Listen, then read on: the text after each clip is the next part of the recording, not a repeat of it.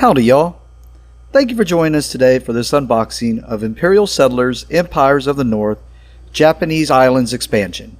Empires of the North is a game for 1 to 4 players that takes 45 to 90 minutes to play for ages 10 plus. Howdy y'all! Thank you for joining me today for this unboxing. Not really so much an unboxing, it's just to show you what comes in Imperial Settlers Empires of the North Japanese Islands. Unfortunately, this was already unboxed as far as, the stuff is still sealed. It was just before I had started the channels when I had gotten this expansion, but I wanted to play the base game without mixing the game in, and at the time I didn't know I was going to be doing unboxing videos and whatnot, so I just threw the box away and basically put all the components in the game, but I never opened anything, so I'll be able to unbox and you'll still be able to see what comes in this. I know it's not quite an unboxing, I guess, deluxe unboxing. But, I basically just went through this and found everything that was inside. And I could show you basically what comes with the game. Alright. So, of course, we got the rulebook. The Japanese Islands rulebook. We got the Saikoro clan.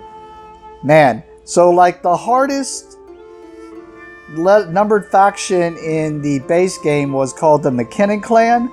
And they were an 8. These guys might be... I didn't think they were overly that difficult. It was just one of those things where you definitely had to kind of know what you were doing already. If you wanted to be able to manage your resources, as far as where some of the easier ones, just basically you just got resources or got stuff and just did it. With them, you had to kind of time things. Man, I'm going to make some sacrifices now so I can do things later. So I'm assuming these guys are going to be about the same way. And then I noticed the secondary clan that comes in here, or the second clan, shouldn't say secondary. The second clan is Umineko. And I'm sure I'm butchering these just like I did some of the other ones from the base game. But Umineko, however you say it. But they're an 8, so they're equal to the McKinnon clan. So that's pretty much what this rulebook shows. It lets you know this is what's being added in. It's the Japanese stuff. Here's the components that come with it. How to set up this stuff, which is pretty much just mix in cards and then play with the clan. And then it's got the clan kind of letting you know how each one works. And then they kind of have, I guess, docking phase and transport stuff must be new things to these clans. And then just some advertisements on the back. So there's the little page thing. We'll go through the cards here in a second. The other things were cardboard punch-outs, which I could show you. So basically we got the 2 victory point markers, if I can get them facing the right directions and get the zoom to not be as fuzzy. So we got the 2 victory point markers for the new clans. And then we got the ships for the new clans.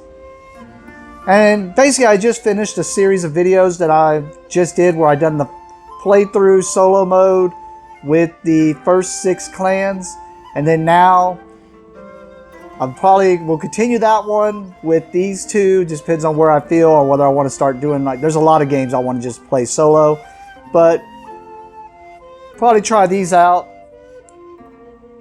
next.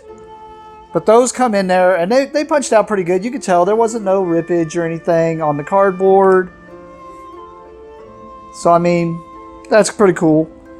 Alright, and let's go through the cards. It says basically these are going to have the 2 decks in there for the 2 clans. And then we'll have some new island cards, which the island cards were what I was talking about in one of my playthroughs previously because I was getting kind of tired of the other islands. Now, granted, this ain't going to add very many islands, but it'll still add some islands. So here we got the distant islands, and here's some nearby islands. And I can always tell those because, like I said, that's how I set up the board, basically. And then we got the 2 clans. There are 3 starting cards. Here's the next clan. And there are 3 starting cards. And we'll go through each of these. Alright, so right off the bat, we have... just made a mess. Alright. Right off the bat, we're going to go with the nearbys. It's 8 new nearby islands. Yep, 8 of them. All right, let's take a look at them. Oh, sorry. All right, let's take a look at them. Here we go. Giant Lizard Island. Each time you pillage, gain a sheep. That's kind of nice because, man, I just saw a few ways to get sheep with the island things, but like some of those factions, you just really couldn't get sheep. And unless you had something that just gave you gold or resources, it was kind of rough to get sheep sometimes. And this is interesting. I don't remember if I saw any that had a pillage that gave you raid, but then again, I didn't pillage that much. I'm one of those people that likes to get me some islands. More abilities always seem good. Mantis Island. Spend 1 wood to gain 2 wood. Pretty cool. Crane Island. Spend 1 sheep to gain 2 sheep. Tiger Island. Spend 1 stone to gain 2 stone. Spider Island. Spend 1 food to gain 2 food. So 1 for each resource so far. Scorpion Island. Spend 1 fish to gain 2 fish. Dragon Island. Discard 1 card to gain a raid token.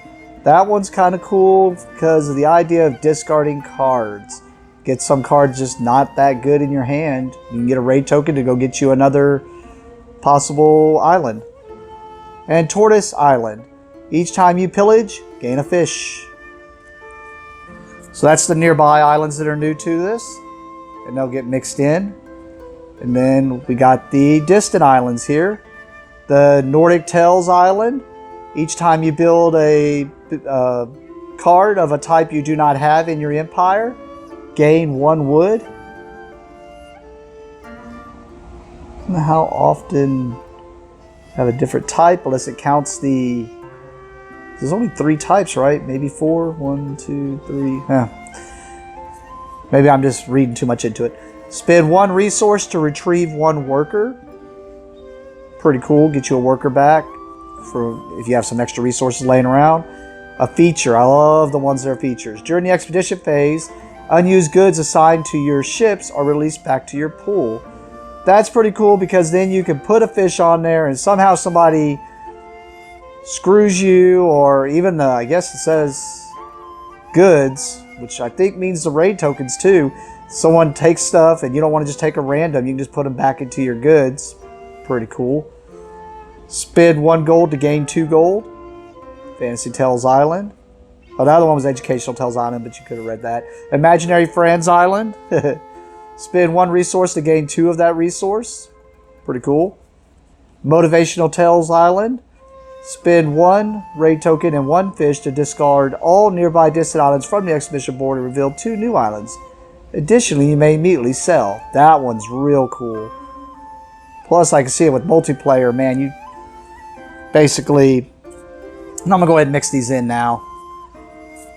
I could do it when I'm not on camera. That way I'm not taking up time. But there we go. Cool. And as you can see, that's going to add to these decks and make them a nice... I mean, a bigger size means we see some more variants. That's always one thing I like. All right. We'll go through this one first. All right, let's start with your 3 starting ones. I think this one's the one that was called the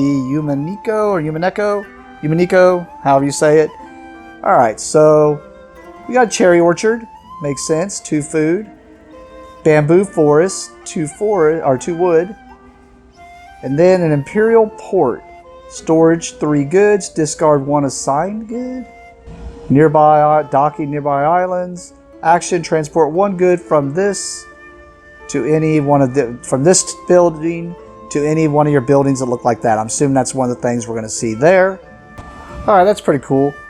Sorry, I took a little break there just to read on it because I wanted to be able to understand what we're looking at here, and I just realized I'm kind of spoiling it for myself because I like to try to play these without knowing how they work. But I wanted to know why this seemed like it was pretty bad. I was like, man, you're storing goods on here, but it makes you lose the goods. But it's because there's this cool effect that happens on this. Because there's no way that it doesn't say on here how to assign the goods on here. Well, what it is has to do with these. It's that docking thing that they talked about in the book. If you have these, then the docking step, so now they got the lookout phase, then the storage phase, which means you're going to check on here, storage of 3 goods. If you have 3 goods, for every 3 goods you have here, you're going to have to discard 1 assigned good. But Then you have the docking phase. And docking phase is any building with this thing. What you're going to do is, it's going to tell you on the docking phase what you're looking for the docking. Whatever it says on the docking, that's what you're going to take so in this case it says nearby islands. So that means if you're going to look at the 2 nearby islands. Sorry, I was grabbing 2 nearby islands. And actually, I'm glad I grabbed this because it talks about this in the example. And you're going to gain, or not really gain, you're going to take the 2 leftmost goods in the pillage space and you're going to put them on this building. In this case, basically it's saying, okay, docking nearby islands. It means you would put a stone on this building because the stone is the leftmost on this island. And then the one that's on this one says a victory point. Since you cannot put a victory point on here, you would just gain a victory point. But if it was, say, the fish and the stone, then you would take a fish and you would take a stone and put it on here onto this docking during the docking phase. So that's pretty cool. And then during the action step, you get to transport 1 good from this to any one of your buildings, I guess storage buildings. That's pretty cool. So that's a new rule basically that's going to take place. And transport just basically is exactly that. So that's awesome. Alright, so let's look at their deck now. Alright, we got Trade Company here. It's a common because it's got 3 of them in it. And it's got storage, 3 goods. Discard any 3 assigned goods and gain 3 victory points and 1 resource. So you kind of want to get this one built up to try to score victory points on. So it sounds like that's what these guys are all about, is basically, yeah, and here's all 3 trade companies. You're basically going to sit there and try to get things on there and transport and dock and stuff like that. Alright, so we got the local delivery. It's a common. As an action, spend 1 person to assign 1 good to any one of those buildings and gain a victory point. Pretty cool. And there's the 3 of those. We got another common, the new delivery. It's a boost. As an instant, resolve docking for all. That's all your docks. That's pretty cool. You got your trade route. It is an uncommon. There's 2 of them. Spend 1 person to transport goods of the same type from any of your cards to any card in your empire. Pretty cool. And then we have the northern port. It's another dock. 3 goods. Discard any 2 assigned goods. But this one's from the distant islands, which have some of the better stuff. Cool. There's 2 of those. And then you got the raft market. Spend 1 wood to gain any 2 resources or resolve a storage from any storage silo looking building thing. So that's the raft market. Sakura guards. Spend 1 person to gain a raid token. Spend 1 raid token to transport all assigned goods from any silo to another silo. Imperial taxes. Boost. Resolve storage for all your cards. Pretty cool. Resolve storage for all your cards. Silver Monkey Bay. Spend 1 person to transport 1 good from any of your cards to any other card in your empire. If you transported food, explore. If you transported fish, sell. Pretty cool. And that's a rare. And we got the Golden Salmon Bay. Spend 1 person to transport 1 good from any of yours. So it's the same way, but if you transported sheep, you populate. If you transported wood, you construct. Special delivery rare. Instant. Assign any number of your goods of the same type to any number of silos. Additionally, gain 2 victory points. Your hero store. As an action, spend 3 resources of the same type to gain 3 victory points. And building bonus raid token. Mechanical warehouse. Storage 4 goods. Discard any 2 assigned goods. Release any 2 assigned goods and gain 2 victory points. Release means you gain them. That's pretty cool. Each time you transport from this silo, unexhaust 1 card. Spend 1 fish to transport 1 good from any silo to another silo. Additionally, gain 1 victory point. Lord's Warehouse. Storage 2 goods. Discard any 2 assigned goods and gain 1 card or 2 victory points. As a feature, each time you transport from this silo, you may move your clan action pawn.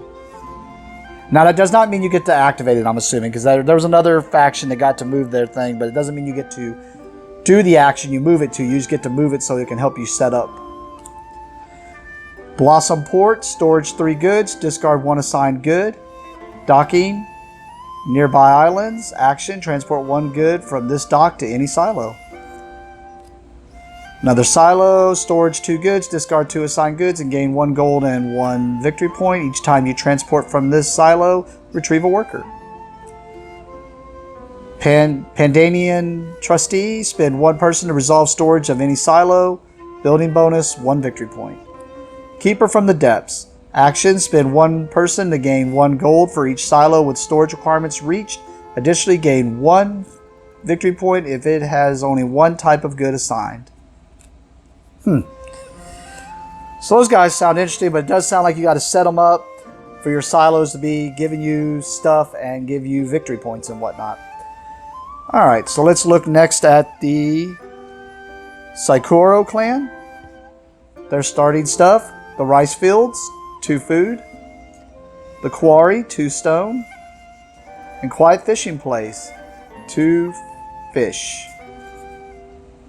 The artwork looks very much like the Japanese clan from, I mean, I guess it makes sense, it's the same world, but the artwork definitely looks more like the Japanese clan from Imperial Settlers. Alright.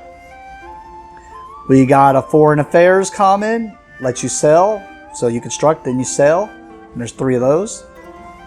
We got a common friendly visit, gain 1 resource from an opponent's field. Or you may use an unexhausted card in an opponent's empire and then unexhaust that card. So yeah, these guys sound like they play like the Japanese from Imperial Settlers. So these are the true Japanese here. Well, I'm going to say it like that, but you know what I mean. Like, to the game of Imperial Settlers. Exchange of gifts. Exchange 1 resource with an opponent. Additionally, gain 1 victory point. And there's 3 of those. We get to the uncommons, the Holy Ceremony. Spend 3 different resources to gain 2 victory points. 2 of those. We have the food stand upgrade for food. Rental office. Spend 1 person to unexhaust 1 of those buildings. 2 of those. Wandering merchant. Spend 1 person and 1 food to gain 2 victory points. So... I accidentally grabbed... Somehow rental office got mixed into with the uncommons. So that rental office was actually one of the rares. Bribe. Give 1 food to an opponent. You may immediately use 1 action card in your empire. There's 2 of those. Oh. Okay, I guess I got mixed up. Young Warriors. As an instant, gain 2 raid tokens. Alright, now we're into the rares. New Leader. Spend 1 person to move your clan action pawn to any action tile. Master Weaponsmith. Spend 1 person to gain 1 raid token. Cartographer. Spend 1 person to gain 1 card. Friendly Dragon. Building bonus. Use gain a sheep, gain 1 food, or 1 fish, and 1 wood.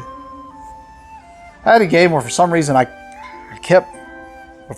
Every time I saw wood, I just kept saying food. I don't know what I was thinking. Sushi Bar. As an action, give 1 food to any opponent to harvest 1 of their fields. Bike Rental. Flip any opponent's action token to the unexhausted side. Additionally, gain 2 victory points. Unexhaust up to 2 of your cards and gain 1 victory point for each, or up to 2 cards in a single opponent's empire and gain 2 victory points for each. So maybe unexhaust some of their stuff that's an uncommon. Thought they had all the commons mixed in with those others. But you unexhaust some of their cards that they don't have the resources to do it again anyways. Instant, gain 3 wood.